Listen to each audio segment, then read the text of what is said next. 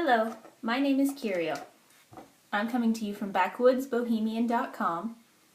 There'll be a link right here at the bottom. And today I'm going to show you how to make a recycled wrapping paper wall ornament for Christmas.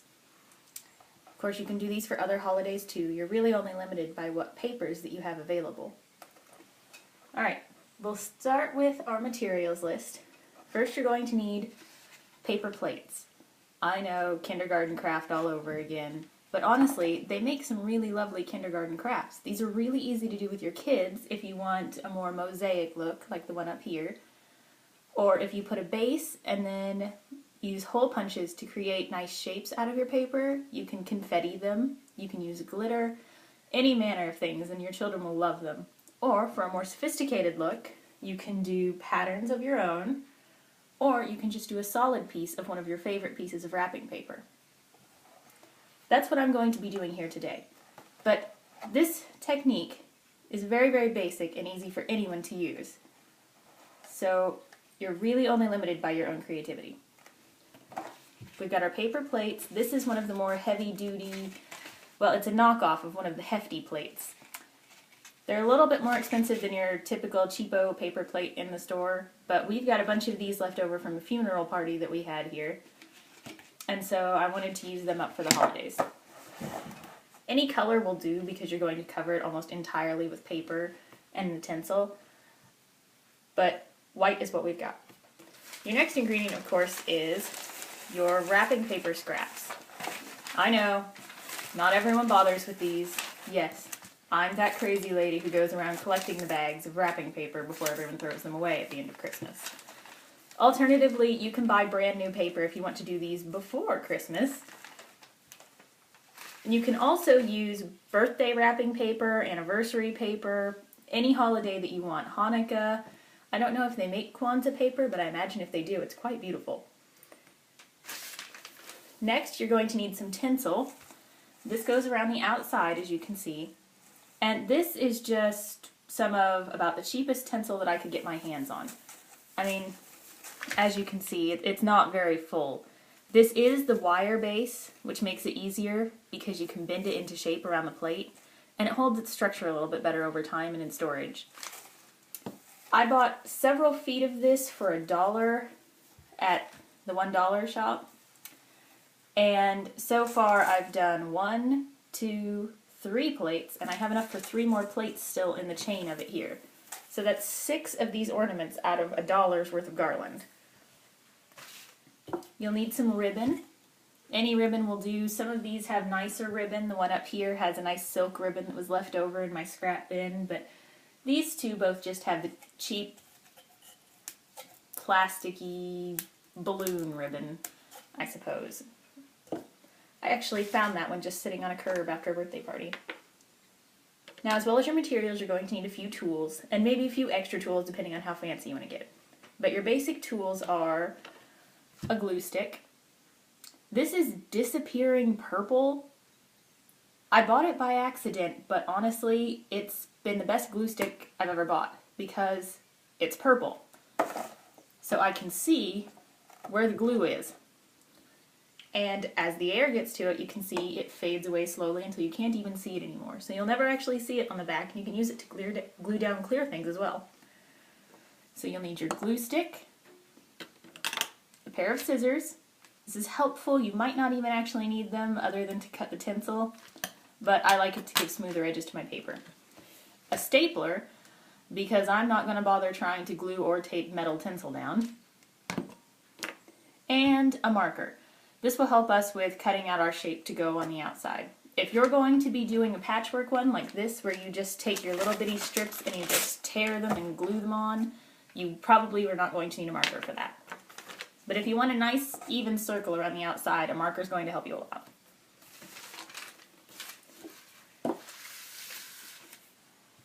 For this, we're going to use, not this one, but I've got a request from my nephew to use his favorite snowman paper from last year. So we're going to do one of those. You want to lay your paper down on the table and just put your plate on top of it. Make sure that, I don't know if you can see this, but there are a few extra glossy spots here where I've got tape from last year's packaging, and if you've got any kind of tags or writing on it that you don't want, you'll want to make sure that you position your plate so that that's outside of your circle. Anything inside of this circle you're going to be able to see.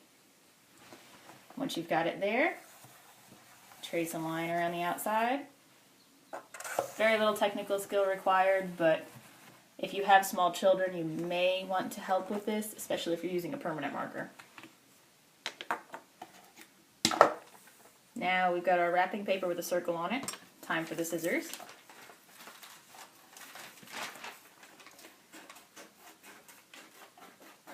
This step is the same for a solid print one, or if you want to get a solid print down behind your mosaics. It sometimes helps because I've noticed that there are some days where the children want to glue and glue and glue, and some days where the 2-year-old has about enough attention span to put glue on the back of 2 pieces, shove them on the plate, and call it good. If you want to do the polka dot variety, then you'll probably want a backing for it as well.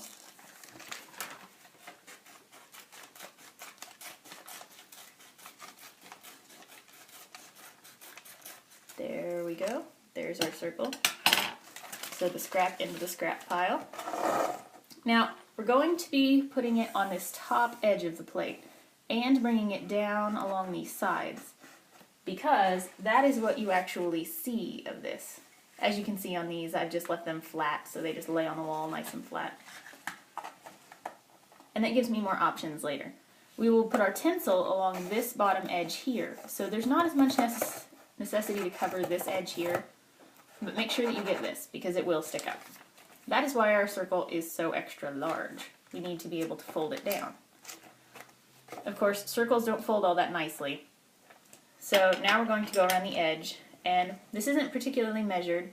I like to go, about a ½ an inch or about a fingernail space for me,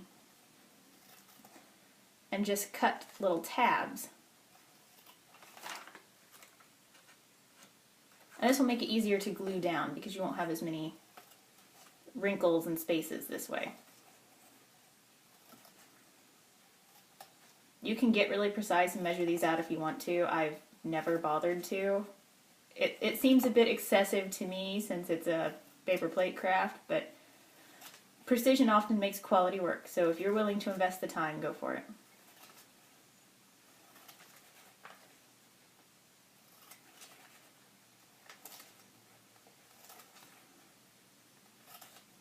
Alright, there we go. Now I want to get it as centered as possible, so I just pull down the sides and make sure that I've got enough to cover. Alright, so this one needs to go a little bit this way. And to make it easier, because I'd never get this back in the same place, pop the cap off of your glue, hold it down with one hand, and just smear a squiggle of glue, tack it down. There we go. Now it's basically secured. You'll fold it back up, smear more glue. See, I really love this purple glue. It doesn't have to be super precise. The pull from the sides will keep it mostly centered. You may notice the used wrapping paper is a little bit wrinkly. That makes it easier because it's already been crunched and wrinkled before to fold it down. So if you're using new paper, you might have a little bit more resistance, but you'll have a smoother finish when it's done. I like the wrinkly look because after a couple years in storage, I can't tell what was there before and what's there because somebody put the snowman on top of these. So you put your glue on, fold your first one down. I like to put it on the page instead of the plate because it's really hard to glue onto a curve. Pull your next tab up. Bit of glue. Another reason to use glue sticks over glue bottles is that you don't waste as much glue. You don't end up with wet spots or bubbles. And because I can relatively trust the 2-year-old to use one of these without eating all of it.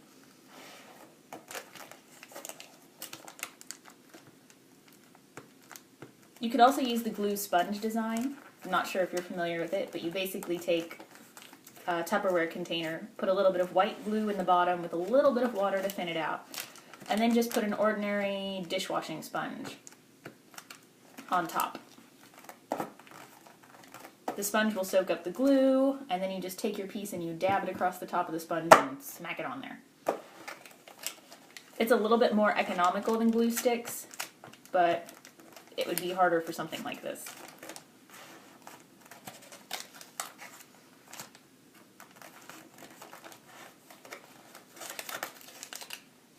If you find that your cuts didn't go quite high enough, you can tear the paper a little bit. No one's going to notice on the finished product. If you accidentally tear the piece off, you can also just glue it right back into place.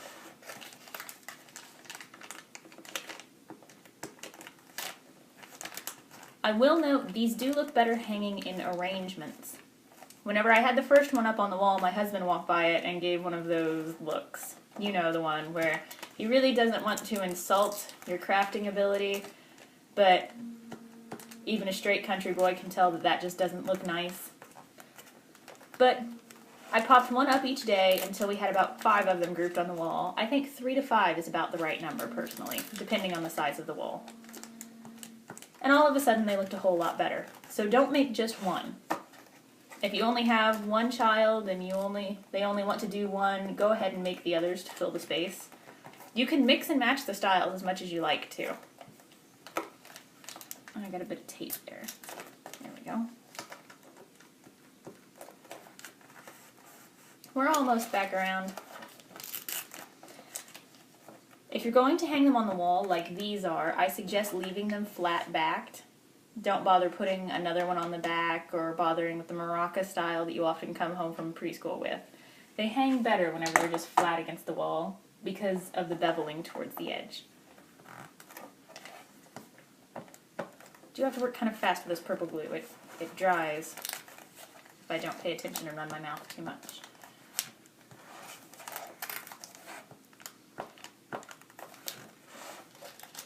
With a couple extra material items, you can make some very nice hanging ornaments out of these as well, and I'll show you that whenever I get done here. Alright, so we're all glued down. You can leave it more time to dry. I'm in a bit of a hurry for this video and it won't compromise the quality, so I'm rushing right ahead.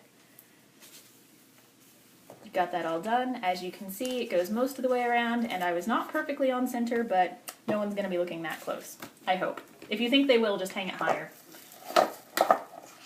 Pick a spot. Where's going to be about the top of this? Probably about here. It's best to mark that if you can.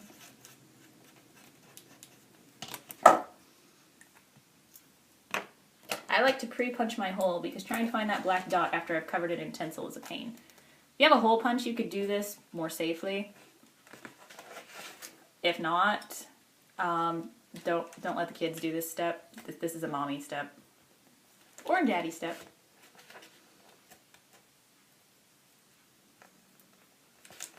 Oh boy, these tough paper plates, they are tough. There we go.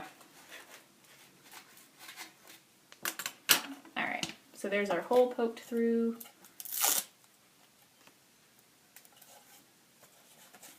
We'll run our bit of ribbon, cut it at whatever length you like. About 1 curl of this is enough for me. I don't like too much string hanging off. If I want to hang it from higher, I can always just add more string, I figure. Tie it in a knot however you please. I just do a loopy knot. That was brilliant.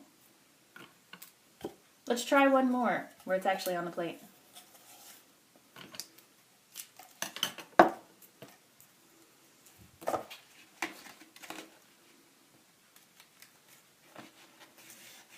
Alright, thread it through and then tie your loopy knot.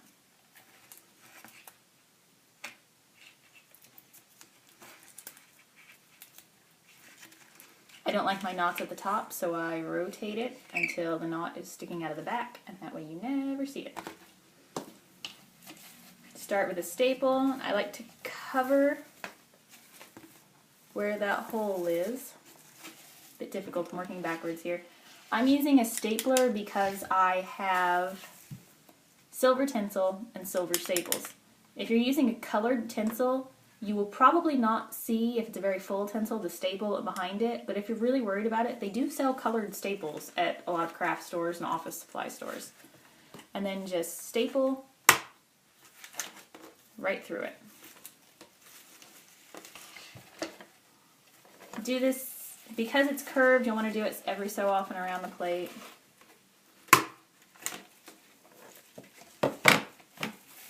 Just keep rotating. Sometimes this gets tangled and I have to flatten it back out. With these really cheap tinsels, you do want to keep it relatively flat. If it gets too tangled, then you'll end up with gaps in it. Don't let it get all twisted around or you get a burl.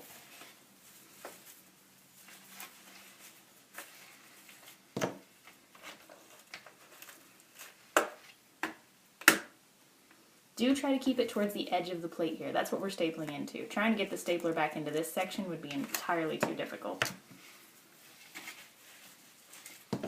Unless you have like a really great stapler. I just have a cheap office stapler.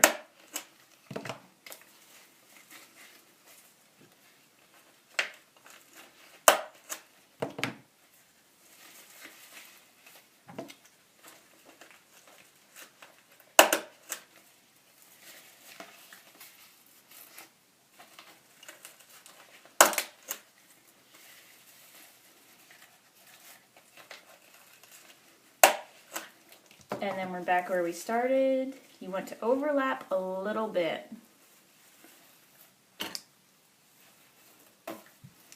Just cut right through it. It's a very fine gauge wire on these cheap ones, so there's nothing to worry about. Shake the extras off and staple it down. Try not to restaple that string that's in there if you can help it. Perfect. Now on the back we've got a lot of these rough staples going through, and if you think you're going to have kids playing with these, you can take a piece of tape and cover that, but I hang them high enough that I don't really worry about the kids poking their finger on a staple.